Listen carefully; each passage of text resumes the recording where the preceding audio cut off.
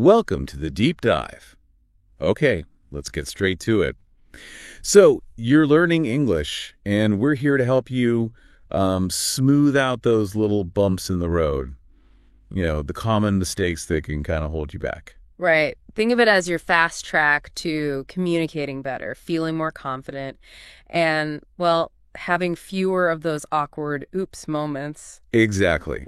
And it doesn't matter what your level is right now, beginner or pretty advanced. Chances are there's something useful in here for you. Yeah, our mission today is really to look at why these stumbles happen for English learners, but more importantly, to give you some real actionable ways to fix them. We've sort of dug through a lot of info to pinpoint the stuff that can really make a difference without needing like endless hours of studying. It's about getting those key insights, the ones that actually move the needle for you. For sure. Learning a language, it's tough. It's a journey, right? Yeah. And hitting these snags is totally normal. Oh, absolutely. The things we'll cover today, they pop up all the time. So if it sounds familiar, you're definitely not alone. Consider this your friendly guide, Yeah. helping you step over those hurdles a bit more easily. Okay, so let's dive into the first big one. This habit of thinking in your native language while you're trying to speak English. Right. This is where pretty much everyone starts. Your brain's just wired that way, you know? It Yeah. processes thoughts in your first language. So the instinct is to translate word for word. But the problem is languages just aren't built the same. They don't map directly onto each other. Exactly. Different grammar, different ways of structuring ideas, different expressions. Yeah, we saw a great example. A Persian speaker might say, I have hunger. Makes perfect sense in Farsi. But in English, we would naturally say, I am hungry. It shows how the basic sentence structure can be completely different. So how do you break free from that translation habit? Well, the key is you have to actively train your brain. Start thinking directly in English. A simple thing you can do. Just narrate your day in English, silently or out loud. Like the sun is shining, I'm making coffee, that sort of thing. Precisely. This book is interesting. Little things. You're building those direct English pathways in your mind. And learning full phrases, not just single words. Yes, that's crucial. Instead of word plus word plus word, learn the whole chunk, the common expression. Think about things you say all the time in your language and find the natural English way to say the whole thing. And another tip. Try to weave simple English thoughts into your day, your internal monologue. Instead of thinking in your native language then translating, just think, it's warm today, need to check email, where are my keys? It feels small, but those consistent little shifts, they really add up. They do. And the big payoff. Your spoken English starts sounding much more natural, less clunky, less like you're doing mental gymnastics. Okay, good stuff. Let's tackle mistake number 2 then. This one's about description. Overusing very and really basic adjectives. Ah, yes. The very good, very bad trap. It's so common when you're starting out. And while people understand you, it can make your English sound a bit, well, weak, repetitive. Yeah, native speakers tend to use a much wider range of words, right? More specific, more colorful. Exactly. We saw some great examples. Instead of just very good, you could say awesome, fantastic, excellent, maybe brilliant. And for very bad, things like terrible, awful, horrible, even disastrous if it fits. It just paints a clearer picture, gives your language more impact. And it applies across the board, right? Like very big could be enormous, huge, gigantic. Or very small, becoming tiny, minuscule. Very nice. Could be lovely, delightful, charming. Using richer words like that, it makes you sound more advanced, more confident. Definitely. It's like the difference between plain rice and adding some spices. It just gives it more flavor. So, practical steps. Yeah. How do you shake off the very habit? Well, first, make it a conscious effort. Notice when you use very. Pause. Is there a stronger word? Make it a daily habit. Maybe learn 1 or 2 stronger adjectives each day. Flashcards could work here. Or those language apps. Absolutely. Anki, Quizlet, whatever works for you. Build that specific vocabulary. And reading is key too, I imagine. Oh, massively. When you read English content, really pay attention to descriptive language. Highlight those vivid words. Then try to use them yourself. Actively bring them into your speaking and writing. Maybe a little daily challenge, like one sentence a day without very. That's a great idea. Simple but effective. The examples we saw were good practice, too. Instead of, it's very cold today, try, it's freezing today. Or she is very tired becomes, she's exhausted. Small change, big impact. Exactly. Those little upgrades really add up over time. Okay, moving on. Mistake number 3. Uh, This one trips up even advanced folks. Misusing prepositions. the little words in, on, at, to, for, they cause so much confusion. They seem small, but yeah, big headaches, even if your grammar's otherwise strong. The main issue is they often don't translate directly. There's no one-to-one rule, and sometimes the English usage feels, well, illogical. We saw some classic examples, right? Like saying good in English. Yeah, when it should be good at English, or call to you instead of just call you. Married with a doctor. Should be married to a doctor. And things like time, meet on Monday instead of meet on Monday. These tiny words really change things or just sound off. And it happens because prepositions work so differently across languages. One word in your language might need 3 different English prepositions depending on the context. The location examples really drive this home. In New York, okay, big place. Right. Then on the bus surface, transportation. And at the office specific point, it feels kind of arbitrary sometimes. It can feel that way. So the best approach isn't memorizing rules in isolation. It's learning prepositions in phrases as complete chunks. So instead of just the rule for at, learn at home, at school, at the airport. Exactly. And good at something, interested in something, see them in action. Keeping a personal list of your own common mistakes could help too. Definitely. If you always say depends in, write down depends on. Make it conscious. What about practice tools? Apps and quizzes, specifically for prepositions, are great for targeted practice. They reinforce the correct pattern. And listening again. Paying attention to how natives use them. Always. Podcasts, shows. Listen for those little words in context. Shadowing helps internalize the patterns too. The material had a quick exercise too. Correct. She is interested for cooking. Should be interested in cooking. I will be there in 5 p.m.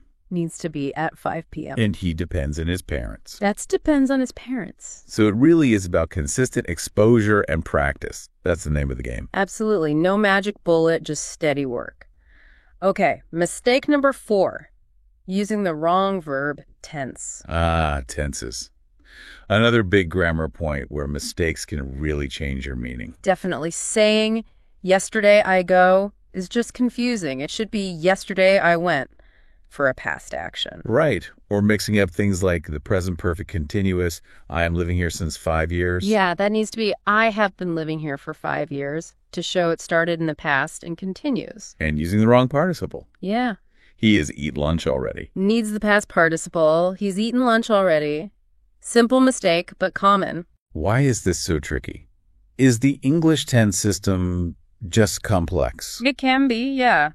Compared to some languages, we have quite a few nuances. Simple past, present perfect, past continuous, past perfect. Learners often mix them up or just default to the simple present, which doesn't always work. So what's the best way to get a better handle on tenses? Beyond just memorizing charts. Try to really connect each tense to time and purpose. Why are you using this specific tense? Simple past is for finished actions at a specific past time. I watched the movie yesterday. Done. And present perfect. That connects past to present, experience, or unfinished time. I have watched that movie before, experience, or I have lived here for 5 years. Still true. Understand the why. Visualizing a timeline can help too, right? Even if just in your head. Seeing where the actions fall. Absolutely. And practice with real examples from real life, not just abstract drills. Instead of, I am go yesterday, say, yesterday I went shopping and I bought some fruit. Make it real. Daily journaling can be good for this. Focusing on past tenses. Excellent idea. Just 3 to 5 sentences about your day. Yeah. Focusing on using the simple past correctly. builds the habit. And the quick challenge we saw involved correcting these. I am, visit my grandmother last weekend. Simple past needed. I visited my grandmother last weekend. She has went to the store. Wrong participle. She has gone to the store. I live in London since 2018. Needs present, perfect, continuous, or simple. I have lived or have been living in London since 2018. Yeah, mastering tenses takes time, but it makes such a difference to clarity. Makes you sound much more native-like. For sure. It's fundamental. Okay, mistake number 5. This isn't about what words you choose, but how you say them. The flat robotic delivery. Speaking without intonation. Exactly. It's something learners sometimes forget about, but it's huge for spoken English. The words carry the meaning, sure, but the intonation, the music of your voice adds emotion, emphasis, intention. It makes you sound human, engaging. Right. We saw that great example. The flat, I'm happy today. I went to the park. I saw my friend. We had fun. Versus the more natural, lively, I'm so happy today. I went to the park, and guess what? I saw my friend, and we had a great time. Big difference. Huge. Spoken English has rhythm, melody, pitch changes, stress. If you ignore that, you sound unnatural. And sometimes you might even convey the wrong feeling by accident. Yeah, the example of you're going. Flat, it's a statement. Voice goes up at the end. You're going. Now it's a question. And with emphasis, falling tone, you're going. Surprise, or maybe determination. It shows how much meaning is carried in the tune, not just the words. So how do you work on this? How do you develop that natural melody? First, become an active listener. Like a musician, don't just hear the words, hear the music. How do native speakers' voices rise and fall? Where's the rhythm? Where's the stress? Watching shows, movies, listening to podcasts helps hear them. Absolutely. Pay attention to the sound, not just the meaning. Then shadowing. We keep coming back to that. It's fantastic for intonation, too. Repeat short clips. Mimic everything. Speed, emotion, and the ups and downs of the voice. You could also try practicing pitch variation deliberately. Good idea. Take a simple sentence. It's a lovely day. Say it happy. Say it sad. Say it sarcastically. Feel how your voice changes. Recording yourself is probably useful too, comparing to native speakers. Very helpful. It gives you objective feedback on your own patterns. The little exercise was fun. To say you did it excitedly, then shocked, then bored. Yeah, it really highlights how much we communicate how we say things. Natural tone makes your English sound alive, authentic. Okay, good point. Let's circle back slightly with mistake number 6. Direct translation again, but focusing more on sentence structure this time. Right. We touched on thinking in your native language, but this is about how their mental translation manifests in really awkward English sentences. It's that habit of building the sentence in your head in language A, then just swapping out the words for English ones. And the examples from the Persian speaker were so clear. I have a pain in my heart for I feel sad. Or don't make me for myself nervous instead of the much simpler don't make me nervous. And I will go bring water versus the more natural I'll go get some water. Literal translation just often doesn't work. It leads to weird grammar, odd word order. Yeah, and total confusion with idioms and common expressions that just don't translate. So the main fix is, again, think directly in English. It really is the core solution. Yeah. Consciously try to form original English thoughts, even simple ones, without translating first. And learning those phrases, those collocations. Absolutely key. Like turn on the TV, not open the TV, or turn off the light, not close the light. Learn the natural English way things are said together. Using an English-to-English dictionary helps keep you in English too, right? Avoids flipping back to your native language. Good point. And just accepting that some things don't translate directly. Idioms like raining cats and dogs or break a leg, you just have to learn what they mean in English. The challenge exercise for this involves fixing translations. He's making from himself a problem. Should be. He's making a problem for himself. More natural structure. He is heavy in the head. That translates to something like, she's stubborn, or maybe she's hard-headed. And I saw a dream yesterday night. We'd say, I had a dream last night. Different verb, different time word. So the goal is really immersion in how English works, not forcing it to match your own language's logic. Exactly. You need to absorb the English way. Okay, mistake number 7. This one might surprise some people. It's focusing too much on grammar and not enough on actually speaking. Yeah, that sounds counterintuitive, doesn't it? Yeah. But it's a real trap. Knowing all the rules doesn't mean you can speak fluently. We've all met people like that, right? Ace the grammar tests. But freeze up in a real conversation. Yeah. They say things like, I know the grammar, I just can't speak. Or, I can write okay, but talking is scary. Always feeling like they're not ready yet. And often that comes from traditional learning methods, lots of grammar drills, not much talking, plus that fear of making mistakes, waiting for perfect grammar before speaking. But perfection isn't the goal, right? Nobody speaks perfectly, not even native speakers. Not at all. Fluency is about connection, communication, confidence, not 0 errors. So how do you fix this imbalance? You need to consciously balance grammar study with actual speaking practice. Give them equal time, roughly. After you learn a grammar point, actively try to use it when you speak. Speak out loud every day, even just to yourself. Yes. Describe your day, talk through tasks, shadow audio.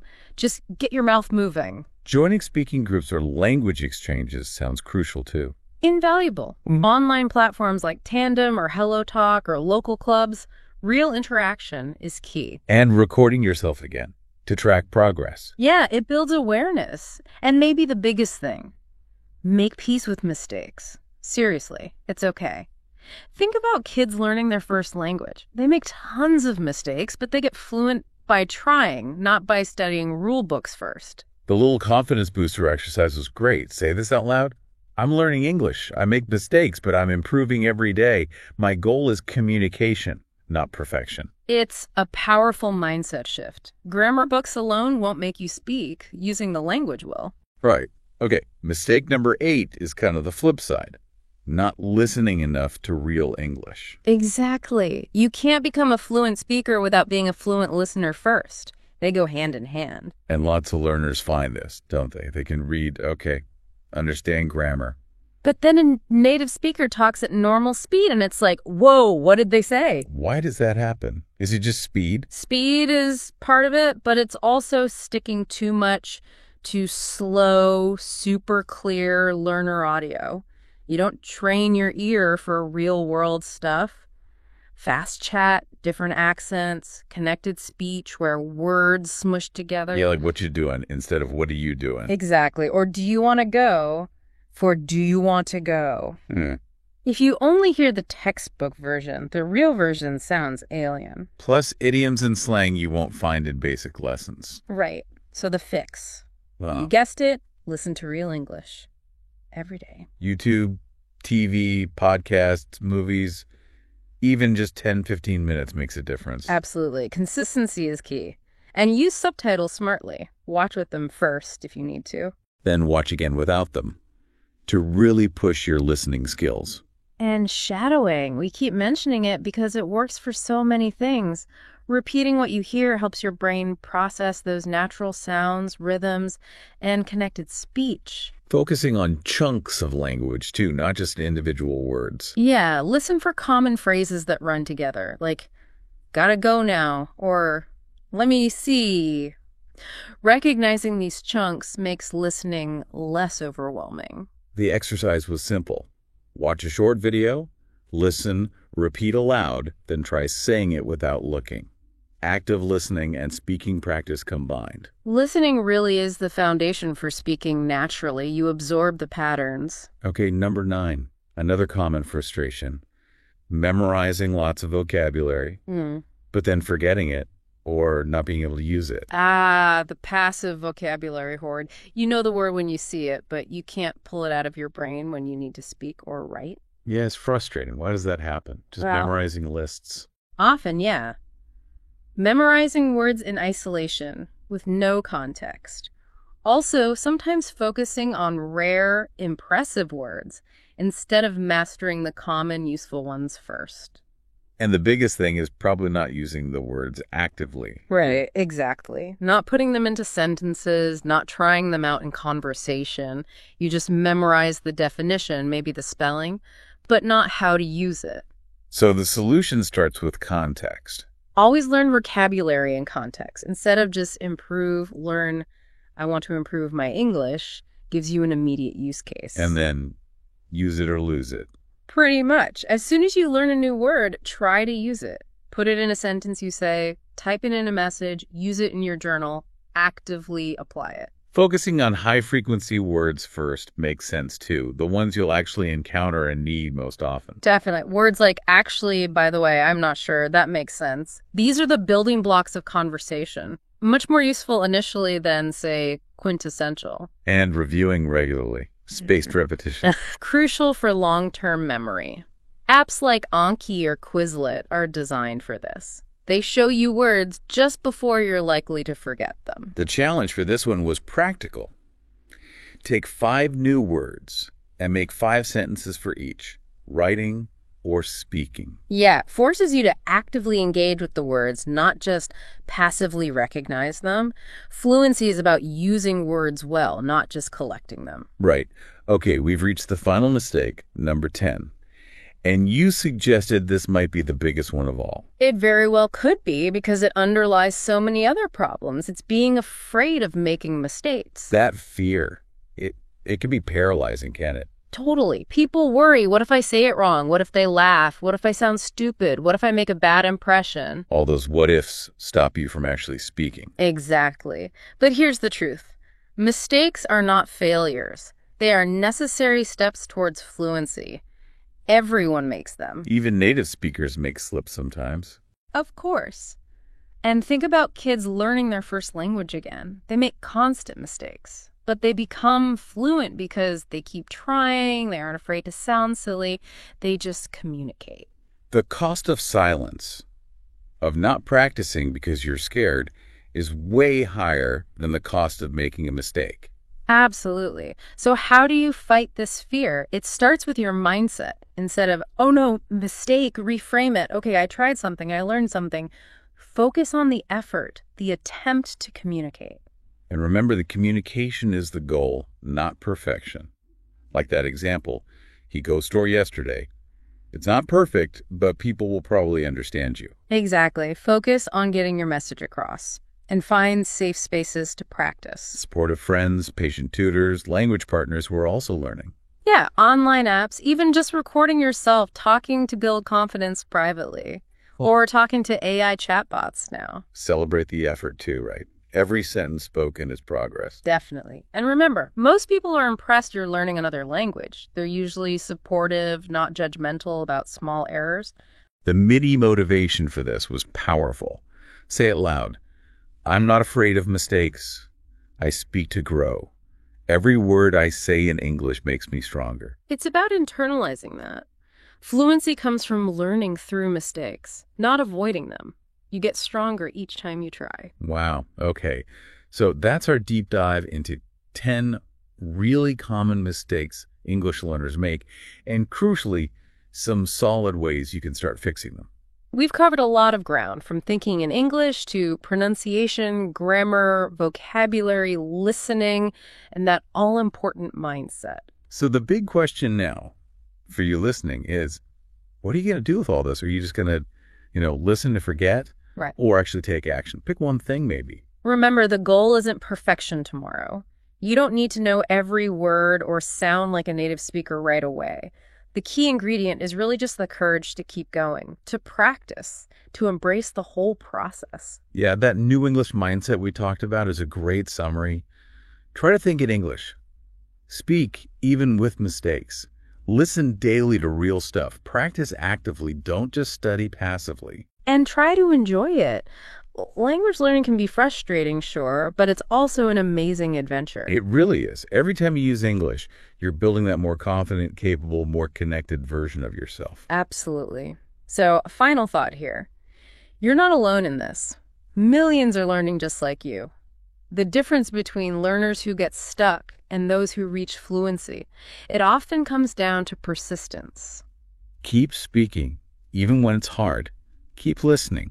Believe you can do it. Yeah, so seize the moment. Don't wait for perfect. Go out there and speak English with power, with purpose, and, with passion. Keep learning, keep practicing, never give up. This deep dive is wrapping up, but your English journey, that's ongoing. So much more to explore.